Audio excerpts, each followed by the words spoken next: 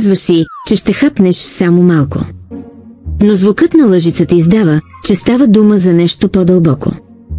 Не е глад, а онова, което си преживяла през целия ден. И си имала смелост да почувстваш едва в тишината на нощта. Ако най-голямото ти облегчение е пред хладилника, това видео е за теб. Гледай до края и открий, че осъзнатото хранене започва много преди чинията. Мислиш, че отиваш до кухнята, за да ядеш. Но всъщност се опитваш да смелиш всичко онова, за което не остана време през деня. Да, чинията се превърна в сцена.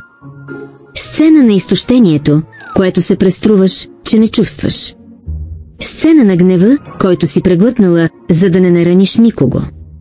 Сцена на липсата на обич, която маскираш с усмивки в офиса и продуктивност в телефона. Точно там, пред хладилника, истината излиза наяве. Защото чинията не съди. Тя просто приема. И понякога храната не храни тялото. Храни празнотата. Дъвчеш препечена филийка, но всъщност искаш да дъвчеш вик. Вкусяваш сирене, но всъщност ти липсва пауза. И след като никой не ти е предложил почивка, нежност или просто едно, всичко е наред. Ти си го потърсила в единственото нещо, което винаги те е приемало без условия – храната. Но после идва вината, нали? И тя е жестока. Защото никой не те е научил, че храненето също може да е емоционален език.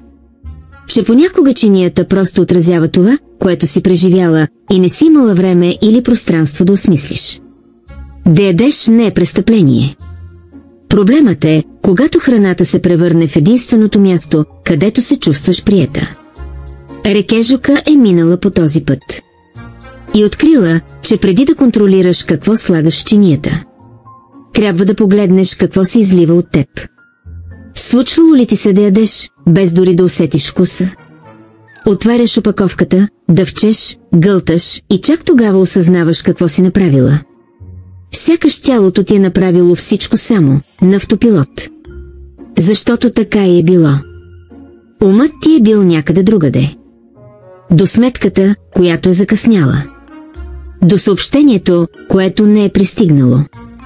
До очакването, което си имала и не се е сбъднало. През това време ръката вече е отворила буркана, лъжицата е стигнала дъното. И звукът от метал по стъкло се е превърнал в саундтрак на умората ти. Рекежука нарича това призрачно хранене. Онзи момент, в който ядеш, но дори не усещаш. Защото не е глад. А шум. Шум от тревожност. Шум от натрупаното. Шум от само още една лъжичка, опитваща се да заглуши хаоса в главата ти. И точно там се ражда прикритата компулсия. Не става дума за количество, а за липса. Липса на присъствие. Липса на пауза. Липса на нежност в момента на избора. Осъзнатото хранене започва, когато седнеш със себе си. И решиш да си там, наистина, в първата глътка, в първия въздишка, в първата хапка. Да ядеш осъзнато означава да чуеш тялото си преди да вдигнеш лъжицата. И понякога да разбереш, че това, което ти липсва, изобщо не е храна.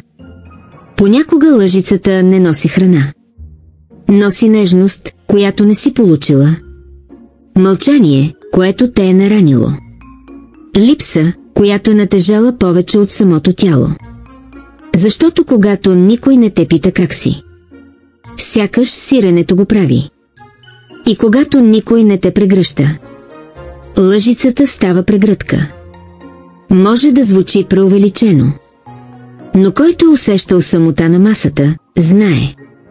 Не става дума за вкуса. Става дума за това да бъдеш видяна. Да запълниш, със сладко или солено, пространството, което е останало твърде празно отвътре. Рекежука също е мислила, че е прекалена. Че яде от лакомия. Но после е разбрала, това е липсата на обич. Израстваме с идеята, че трябва да се контролираме. Но никой не ни учи да се прегърнем. И когато светът непрекъснато изисква сила, Тялото се защитава с моментален комфорт. С храна, която напомня на дом. С вкусове, които напомнят на прегръдка. С лъжица в 3 сутринта, която сякаш казва: всичко е наред, не си сама. Осъзнатото хранене започва, когато разбереш какво всъщност се опитваш да запълниш с храна. Когато погледнеш лъжицата и осъзнаеш, че може би това, от което имаш нужда, е някой, който да ти каже: можеш да си починеш. И ако никой не ти го е казал досега, рекежукът ти го казва сега. Можеш. Заслужаваш. И лъжицата няма да те осъди за това. Много хора мислят, че осъзнатото хранене е да теглиш храната, да броиш калории, да следваш правила. Но не е така. Осъзнатото хранене започва преди чинията.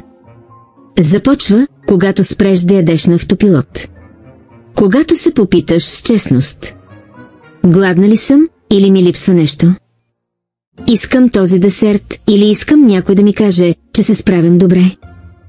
Осъзнатостта не е наказание. Тя е присъствие.